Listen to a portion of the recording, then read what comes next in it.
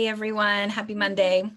Hi, I hope you had a very happy 4th of July weekend and you were safe and had fun. Yes, we are, we're halfway through the year Smack officially. dab in the middle. So we thought it would be really important to do a market update where we talk about where we've been and where we are going. So we're going to talk a bit about what we've seen this first part of the year for the Portland real estate market, and then we're going to do some forecasting. So stay tuned and remember to ask any questions that you have. So first part of the year, it's been quite intense, wouldn't you say, Michelle? Yeah, it's been unprecedented. I mean, these are unprecedented times and it's really shown up in the marketplace across the board, not just real estate, like everywhere. Yeah. Yeah. So in terms of what we've seen for price, we have seen year over year price increase of 18.9% in the Portland metro area. So that's, whenever you hit double digits in price increase, it is palpable. New listings increase of 9.3%. Pending and sales have both increased by about 25%. So, we say low inventory, it's because we have pending and sale price increase, right? And then only a new listing increase of 9.3. So there you go. It's just as soon as the As homes soon hit as the they come market, on, they're they're being taken. gone. The demand is still there. Yes. Higher. Certain things that obviously we've seen a lot of multiple offers. That's been our expertise through this last year, really, is just really understanding what multiple offers are doing, because they change, right? There's a lot of little caveats, they evolve like throughout the last 6 months. It's like you were doing multiple offers one way and all of a sudden this new technique is all the rage. So I think multiple offers have been a really, really important part of the last 6 months in real estate. Mm-hmm. And then, what we're seeing right now is the masks lift. Like, is that going to change people feeling more comfortable putting their home on the market because we're opening up? So that's kind of leading us into the forecast. Yeah, I think the main thing to realize is that it's still going to be pretty competitive. We don't see any massive changes, no massive drops, no massive peaks. But I think the big thing is mortgage rates. I mean, they are, they're predicted to continue to rise throughout the end of the year, probably up to about 3.4% by the fourth quarter of this year. And then going into 2022, the experts are predicting that they will probably go up to maybe 4%. And I think what's important there is that even with that anticipated increase, it's so modest that, and still well below historical averages, that the buyers can really maximize their purchasing power. And I think that goes really well with how we're going to see prices rise, but we're not going to see them as much. Let me just share my screen here and show you this graph of what experts are predicting about home prices for the rest of 2021. Like, so we said before, it's almost 19%. That's really not sustainable.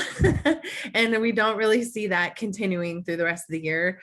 These are some, a National Association of Realtors, Freddie Mac, Fannie Mac. They're predicting anywhere from 6.6 of home price appreciation for the rest of the year, while maybe up to 10.5 to 11%. So that's definitely more modest, and that is kind of exponential when you think about with your purchasing power as a buyer going into the home pricing. It kind of equals out and becomes kind of a wash, in my opinion.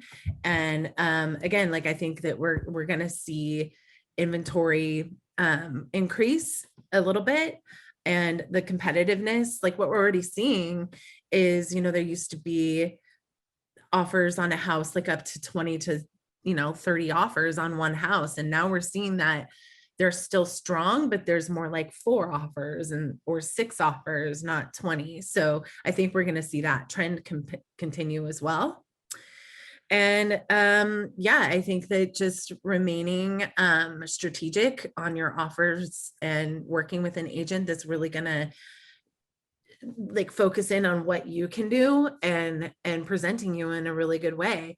You know, going forward into 2022, we're not going to be able to use the personal letters anymore. So it's just going to come down to the terms of your offer. And it's important to sit down with your agent to talk about what those terms are, what they mean for you, and how your budget and your criteria fit with what is going to be presented. I think Um, too, with the personal letters thing, you know, we used to really rely heavily on those, and now it's reputation is going to be huge. I've already found that like building rapport with other agents is really big to us, and that is so important. It's just so important, and that's how we get our offers accepted. So without having the personal letter, it still is going to mean it's going to actually put a little bit more on us as the agents to really build that rapport and get the offers accepted. Yeah. So I think that that's going to be interesting to watch to see, you know, how many realtors will remain in the business. Yeah. No, you know what I mean? It's still a good seller's market. So Yeah.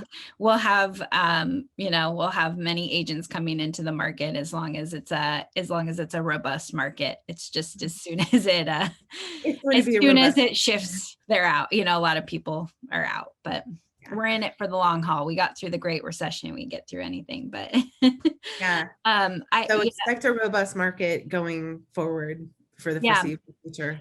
Yeah, and even though the interest rates will increase a little bit, it will affect the market. It will affect multiple offers, but it's still going to remain a seller's market, although much cooler. And I think that is important for people to understand.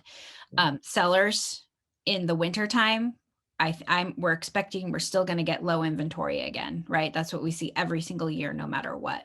So don't be afraid to put your home on the market in the winter, supply and demand. So let's talk about timing if you're interested.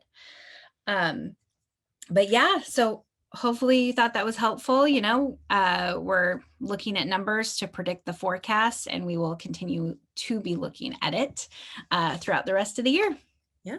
Please reach out anytime with questions or if you want to dive deeper into this conversation. Have a really Yeah. great July, Have first a week good of week. July, second week.